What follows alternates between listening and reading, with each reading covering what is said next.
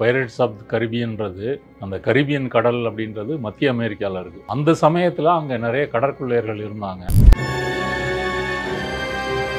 காற்றின் வேகத்தில் போகக்கூடிய பெரிய பெரிய பாய்மர கப்பல்களை வந்து கண்டுபிடிக்கிறாங்க. அப்போ இந்த வர்த்தகம் வந்து கடல் வழியில் வந்து அதிகமான போதே இந்த கடற்கொள்ளையர்களும் வந்து வந்துடுறாங்க. முக்கியமாக எங்கே வந்து வர்த்தகம் அதிகமாக நடக்குதோ அந்த கப்பல்களை தான் இவர்கள் வந்து குறிவைப்பாங்க. ஜாக் ஸ்பேரோ பார்த்தீங்கன்னா ஒரு சுதந்திரமானவராக இருப்பார், ஆனால் மற்றவங்களை வந்து காமெடி பண்ணுவார், நல்லவராக இருப்பார். ஆனால் உண்மையில் கடற்கொள்ளையர்கள்லாம் அப்படிப்பட்டவங்கலாம் வந்து கிடையாது, இரக்கமற்றவர்கள். எந்த அளவுக்கு கொடூரமாக இருந்திருக்காங்க. கொலை என்பது வந்து சர்வ சாதாரணமாக இருக்கும். ஒரு கப்பல் வந்து சரணடையலைன்னா மொத்தமாக தீ வச்சு கொளுத்திடுவாங்க. பிளாக் பியர்ட் பார்க்கவே வந்து பயங்கரமாக வந்திருப்பார். மொத்த கடற்கொள்ளையர்களே ரொம்ப ஃபேமஸானவர் இவர் தான். இவர் பேரை கேட்டாலே வந்து பலரும் வந்து பயப்படுவாங்க.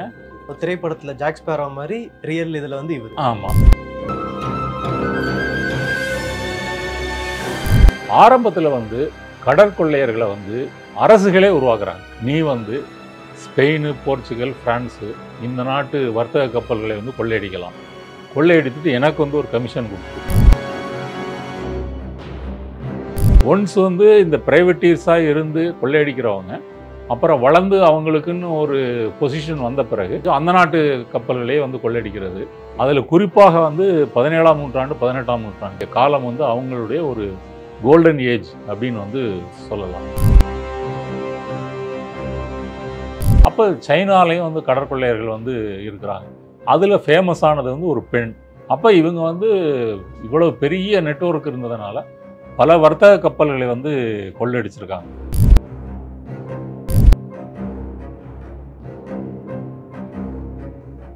Bharat institute of higher education and research.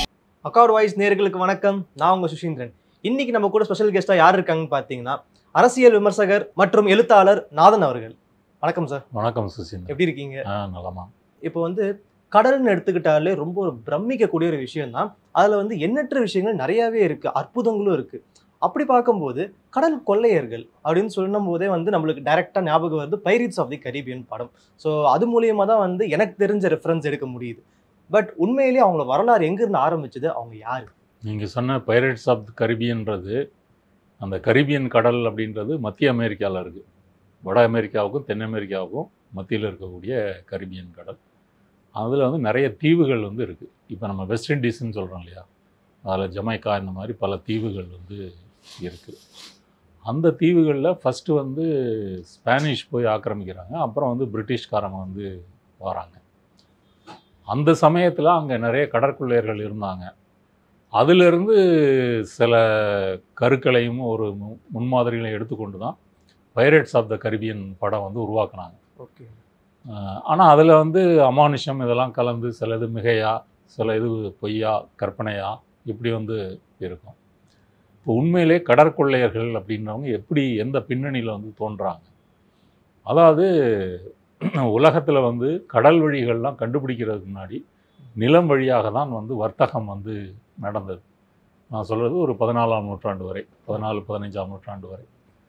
அப்போ என்ன ஆகுது அப்படின்னா, ஐரோப்பாவில் இருக்கக்கூடிய வர்த்தகம், அதே போல் இந்தியா சைனாவில் இருக்கக்கூடிய வர்த்தகம் வந்து இங்கேருந்து மத்திய கிழக்கு வழியாக போய் துருக்கி வந்து கான்ஸ்டாண்டினோபிள் அந்த நகரம் தான் அந்த முனை.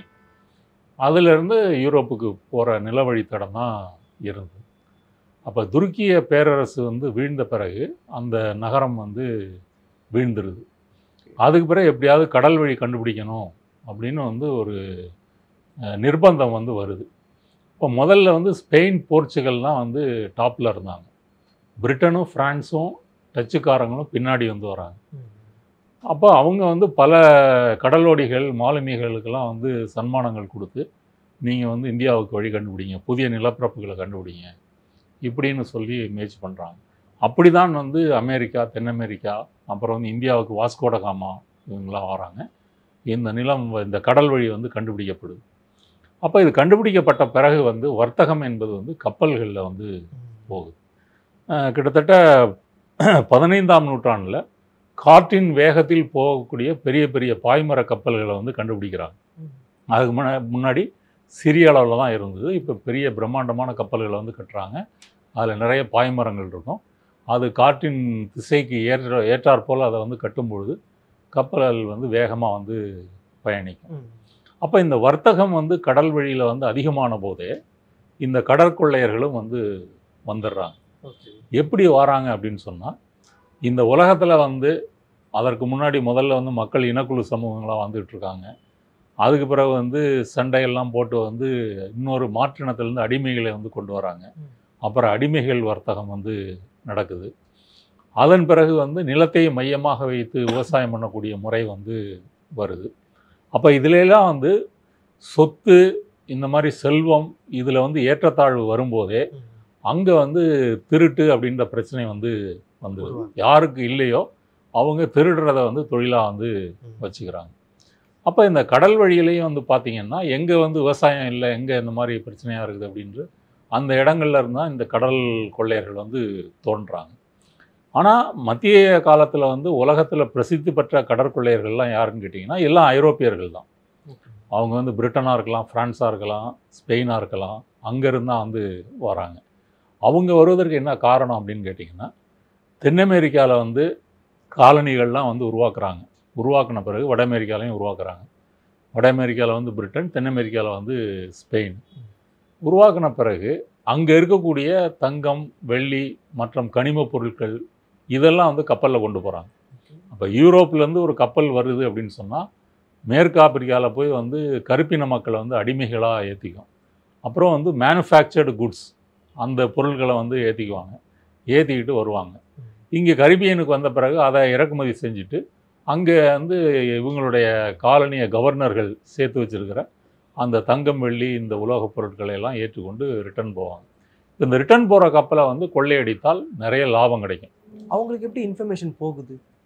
இன்ஃபர்மேஷன் வந்து உங்களுக்கு ஒரு கப்பல் வர்றதும் போகிறதும் ரகசியமாக இருக்க முடியாதுல்ல. ஏன்னா ஒரு துறைமுகத்துக்கு ஒரு கப்பல் வருது, வந்தாலே அது இத்தனாம் தேதி புறப்படுது அப்படின்றது வந்து தெரிஞ்சிடும்.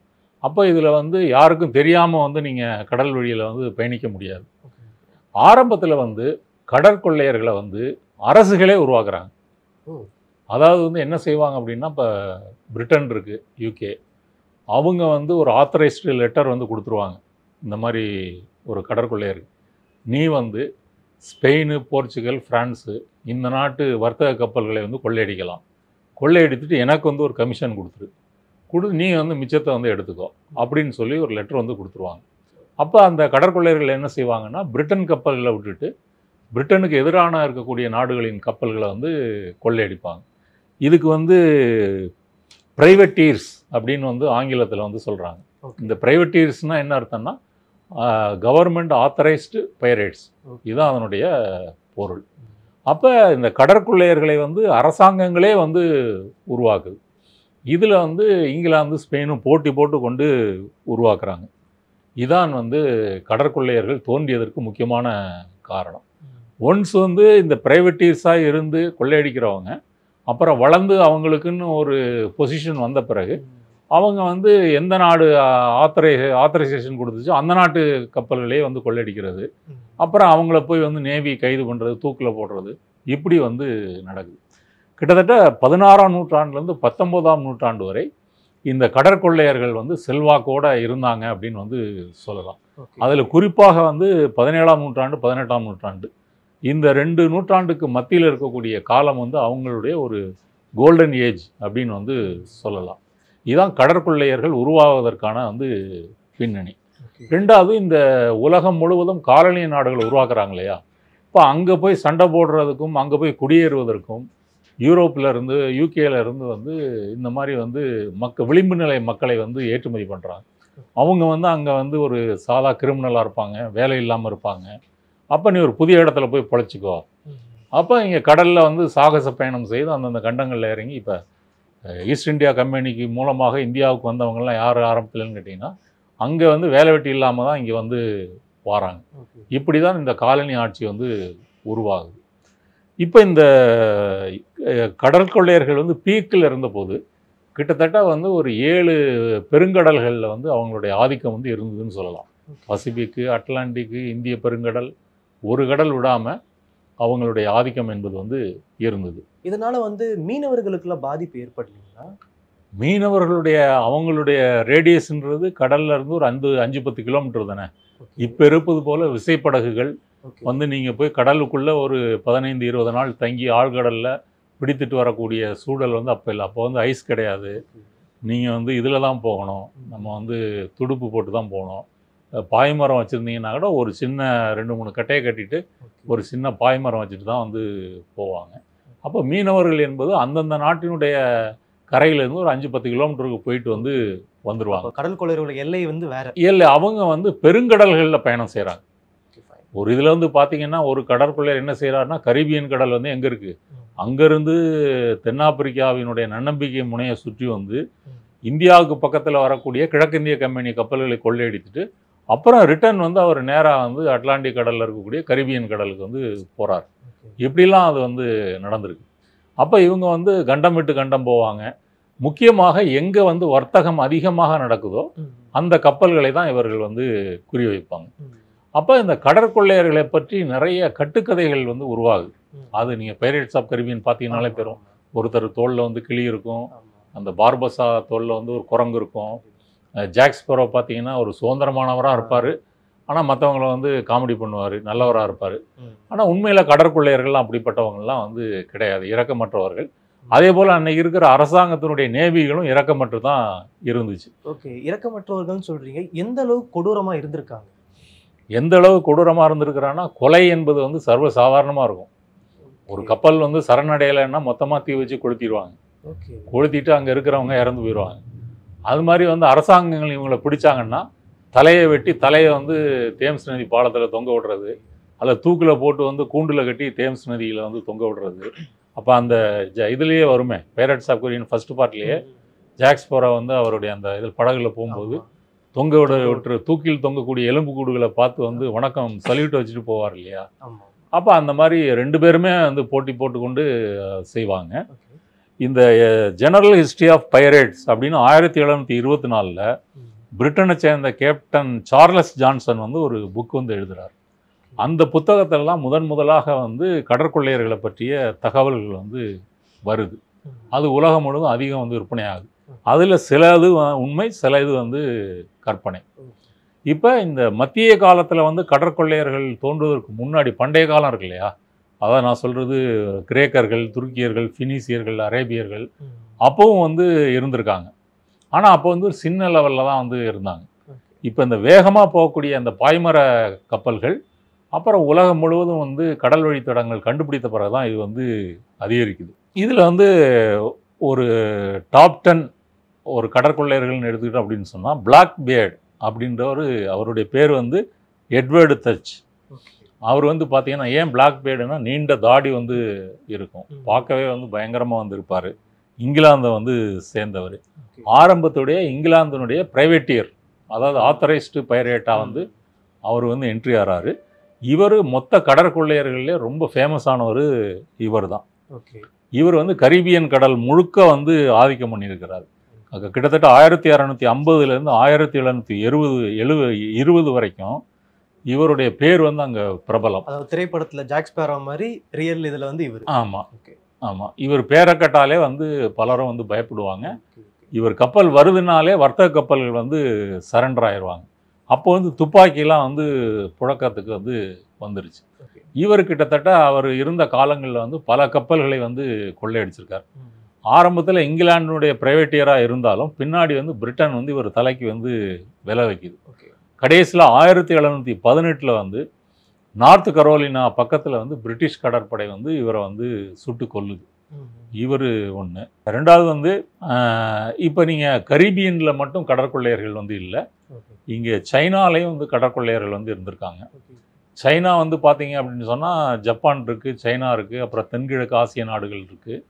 அப்போ இங்கே இங்கிலாந்து பிரான்ஸினுடைய வர்த்தகம் வந்து சைனாவுக்கும் வந்து போகுது. அப்போ சைனாலேயும் வந்து கடற்கொள்ளையர்கள் வந்து இருக்கிறாங்க. அதில் ஃபேமஸானது வந்து ஒரு பெண். ஆமாம், ஒரு பெண் கடற்கொள்ளையர். அவங்க பேர் வந்து சிங்ஷி. அவங்க வந்து நீங்கள் இந்த பைரேட்ஸ் ஆஃப் கரீபியன் படத்திலே வந்து பார்த்தீங்கன்னா சிங்கப்பூரில் வந்து கடற்கொள்ளையர்கள் மாநாடு வந்து நடக்கும். அந்த இடத்துல வந்து சைனா சார்பில் வந்து ஒரு பெண் கடற்கொள்ளையர்கள் வந்து வருவாங்க. அந்த பாத்திரம் என்பது உண்மை. அப்போ அவங்க வந்து அவங்க வந்து ரொம்ப பீக்கில் இருந்தபோது அவங்களுடைய கண்ட்ரோலில் மட்டும் 1800 கப்பல்களும் 80,000 கொள்ளையர்களும் வந்து அவங்க கண்ட்ரோலில் அவங்க நெட்வொர்க்கில் வந்து இருந்திருக்கிறாங்க. இவங்க வந்து 1775 வந்து குவாங்டாங் மாநிலத்தில் வந்து பிறக்கிறாங்க. அப்போ பக்கத்தில் இருக்கிற அந்த கண்டோனிஸ் துறைமுகம் இருக்கு இல்லையா, அது வந்து கடற்கொள்ளையர்கள் வந்து போகிற இடம். அங்கே விலை மாதர்கள்லாம் இருப்பாங்க. இந்த சிங்ஷிக்குமே ஆரம்பத்தில் வந்து விலை மாதராக தான் வந்து இருக்கிறாங்க. அவங்க வந்து கடற்கொள்ளையன் ஜெங்கி அப்படின்றவரை வந்து காதல் வயப்பட்டு அவரை வந்து திருமணம் செய்கிறார். அந்த ஜெங்கி காலத்தில் வந்து அவர்கிட்ட வந்து 200 கப்பல்கள் வந்து இருக்குது. அப்புறம் இவங்க வந்து சேர்ந்துடுறாங்க. சேர்ந்த பிறகு அந்த ஜெங்கியை வந்து 42வது வயசில் வந்து இறந்து போகிறார். இறக்குறதுக்கு முன்னாடி சியுங் போ அப்படின்னு ஒரு மகனை வந்து தத்தெடுக்கிறாங்க. அந்த மகனையே இவங்க வந்து கல்யாணம் பண்ணிக்கிறாங்க. யார்? சிங்ஷி. கல்யாணம் பண்ணப்போ அவர் வந்து ஒரு மீனவ இளைஞர். அவரோட சேர்ந்துக்கிட்டு வந்து இந்த தொழிலை வந்து பண்ணுறாங்க. அப்போ தென் சீன கடலை வந்து கட்டுப்படுத்துறது, பிரிட்டிஷ் பிரெஞ்சு கப்பல்கள் வந்து கொள்ளையடிக்கிறது, இது மாதிரி வந்து அப்போது வந்து ஒரு ஆங்கிலேயர் ரிச்சர்ட் கிளாஸ்போல் வந்து என்ன சொல்லியிருக்காருன்னா, இந்த சிங்ஷியோட படையில் வந்து கடற்கொள்ளையர் படையில் வந்து கிட்டத்தட்ட 80,000 பேர் வந்து இருக்கிறாங்க அப்படின்னு அவரே வந்து அதுக்கு வந்து தரவுகள் வந்து கொடுத்துருக்குறாங்க. அப்போ இவங்க வந்து இவ்வளோ பெரிய நெட்வொர்க் இருந்ததுனால பல வர்த்தக கப்பல்களை வந்து கொள்ளையடிச்சிருக்காங்க. அப்போ இவங்களை வந்து பிரிட்டிஷ் வந்து பல முறை வந்து போர் தொடுக்க முயற்சி பண்ணுது, தோல்வி அடைகிறாங்க. போர்ச்சுகீசியர்கள் முயற்சி பண்ணுறாங்க, அவங்களுக்கு வந்து தோல்வி. அப்புறம் வந்து சைனா அரசரும் வந்து அவங்கள வந்து வெல்வதற்கு படை அனுப்புகிறாரு, தோல்வி. இப்படிலாம் நடந்த பிறகு ஒரு கட்டத்தில் கிட்டத்தட்ட ஒரு பல அட்டம்ப்ட்டுக்கு பிறகு தான் அவங்க வந்து தோல்வி அடைகிறாங்க. சார் இப்போ குறுக்கீட்டுக்கு மன்னிக்கவும், ஆனால் வந்து இப்போ கடல் கொள்ளையர்கள் வந்து ஒரு கப்பல்லேருந்து கொள்ளை அடிக்கிறாங்கன்னா அப்போ அந்த கப்பலில் வரக்கூடிய பொருள்லாம் வந்து ரொம்ப விலை மதிப்பு உள்ளதாக இருக்கும். அப்போ அதில் பாதுகாப்புக்கு வந்து நிறையா வந்து இராணுவ படை இந்த மாதிரிலாம் நிறைய பேர் இருப்பாங்கல்ல, அவங்க கிட்ட இருக்கிற மிஷின்ஸ்லாம் விட இவங்க கிட்ட அவ்வளோ பயங்கரமான வெப்பன்ஸ்லாம் இல்லை. வர்த்தக கப்பல்களில் இராணுவ வீரர்கள் இருக்க மாட்டாங்க. இப்போவுமே நீங்கள் வந்து கார்கோ ஷிப் வருது இல்லையா, அதுலலாம் வந்து ஆர்ம்டு ஸ்குவாடு வந்து அல்லது செக்யூரிட்டி வந்து எதுவும் இருக்க மாட்டாங்க. அப்போ சேஃப்டிக்கு என்னதான்? ஏன்னா நீங்கள் சட்டப்படி வந்து ஒரு வர்த்தக கப்பலில் வந்து நீங்கள் ஆயுதங்கள் வந்து வைத்து கொள்ளக்கூடாது. ஓகே. நீங்கள் ஆயுதங்கள் எங்கே இருக்குன்னா அந்தந்த நாட்டினுடைய நேவி அவங்க கப்பல்களில் மட்டும்தான் வந்து ஆயுதங்கள் இருக்கும். அந்த கப்பல் வந்து ஒரு செக்யூரிட்டிக்காக வந்து கூட வரலாமே தவிர வர்த்தக கப்பல்கள் அதை வைத்துக்கொள்வது சாத்தியம் இல்லை. ஏன் அப்படின்னு சொன்னால், ஒரு நேவி கப்பல் அப்படின்னு சொன்னால் அங்கே வந்து நூற்றுக்கணக்கான வீரர்கள் இருப்பாங்க, பீரங்கி இருக்கும். அந்த படத்திலே பார்க்குறீங்க இல்லையா, பைரட்ஸ் ஆஃப் கரீபியன்லேயே. அப்போ அது சண்டை போடுவதற்கான ஃபுல் செட்டப்போட வந்து அவங்க இருப்பாங்க. வர்த்தக கப்பல்களுக்கு அந்த அளவு நீங்கள் ஆள் போட்டிங்கன்னா நீங்கள் வந்து பொருட்களை கொண்டு போகிறதா சிப்பாய்களை கொண்டு போகிறதா அப்படின்ற மாதிரி வந்து ஆயிரும். அதனால் வர்த்தக கப்பல்கள் வந்து கடற்கொள்ளையர்களுடைய சுலபமான இலக்காக வந்து இருப்பதில் வந்து ஆச்சரியப்படுறதுக்கு ஒன்றும் இல்லை. அப்போ இந்த சிங்ஷி வந்து அதன் பிறகு வந்து சரண்டர் ஆகி ஒரு பொது மன்னிப்பு கொடுத்து அதுக்கு பிறகு வந்து கிட்டத்தட்ட 69வது வயசில் அவங்க வந்து மரணம் அடைகிறாங்க. அப்போ ஒரு பெண் கடற்கொள்ளையர் என்ற முறையில் வந்து இவங்க வந்து ஃபேமஸ். நம்ம நேயர்களுக்காக சிறப்பாக பேசணும். ரொம்ப நன்றி சார். நன்றி.